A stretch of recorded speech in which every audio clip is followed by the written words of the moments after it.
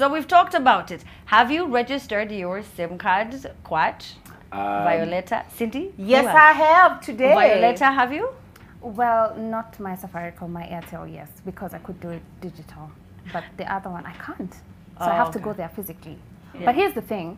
I understand the whole situation is because they're trying to curb online fraud and all of those things. But I think every time they are trying to put forward such initiatives, I think they need to communicate better to more people so we understand what they're trying to do. Right. Because you get so many people are not so sure why we're doing this. So you're like, why am I registering a card I've used for over 10 years, you know? So I feel like we do, like it's like Huduma number. It came up and everyone was told, you know, we have a deadline and if you don't do this, and then nothing happened. So I feel like, we're like, okay, if you're gonna do stuff, please help us understand why we are doing it, and the information is to be accessible to everyone. I don't have to be part of the elite society. So you feel like, the communication was not done, you know, well, and I feel like most people don't understand why we are registering the SIM cards again, and I wish we could understand. And they have all of your information, Kwach.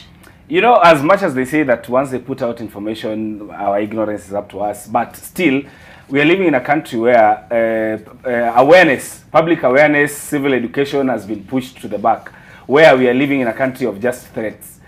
We bring something, we will not explain it to you why you need it or why we are doing it, but we will force it down your throat, and 6 months later when the courts will rule it illegal, all that money and time that you wasted will go down the drain. We saw it with the Huduma number. We have seen it with the BBI process. Yes. Our money was wasted in both of those processes. Absolutely. And now we are here with yet another process. We are not saying that what you are trying to do is you know, bad or whatever.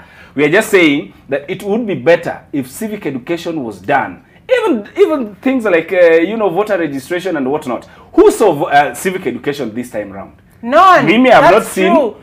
Guys were just told to go register to vote. Deadline is next week. Exactly. We are only living in a country where now they think that the 300,000 that they have said that if you don't register, if you have an unregistered line, they will do 300K. I mean, you are the communication authority. Communicate. Tell us why you're doing this thing. You know? And let's not be living in a country where it's make a rule and threaten people first before you tell them why they need. We're not children. Yeah. Let them know why they're doing it. Quite, if you remember, with all of those different processes that you've talked about, there are people who lost their jobs because their bosses would not give them an off day to and, you know. Yes. You remember even the vaccine. Yes. We were just, you know, threatened first before you being told that this is why you should have it. I mean, it's okay to assume that it is common sense that some things you just need to know why you need to do it.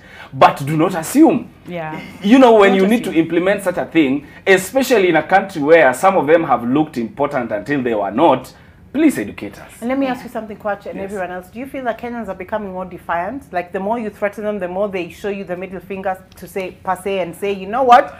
Go ahead. Do whatever you can. I'm already starving. I'm already suffering. So what the hell is a 300K fine, you know? I feel it. Honestly, I do. I feel it. I see people complaining about school fees. I see them complaining about, if you've ever, we've talked about this so many times on the show, if you've ever had to take someone to the hospital and then you need to fundraise to pay that bill.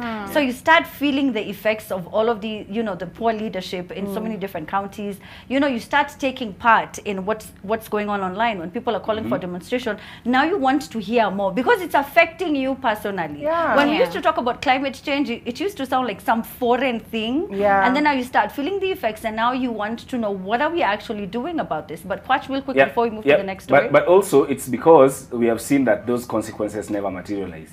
In a country where the president is threatening people who are involved in corruption and then nothing happens, in a country where the police, the only people who always suffer ni wa huko chini. Hao ndio watapigwa viboko kafi wakikosa kuingia kwa nyumba. It's true. We have seen, hey man, we have actually, when you start listing them like we're the real ghetto. Come from far. It's a ghetto, man. It's a ghetto. People being beaten from restaurants.